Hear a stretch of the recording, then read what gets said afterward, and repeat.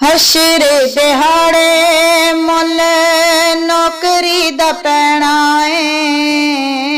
हशरे दिहाड़े मुल नौकरी दा पैना है। उत्थे आके रब दे हबीब इयो कहना है। डर ना तू आसी असी तोड़ निभावांगे। डर ना तू आसी असी तोड़ निभावांगे। आका दे बूए उत्ते झोली नू फलावांगे।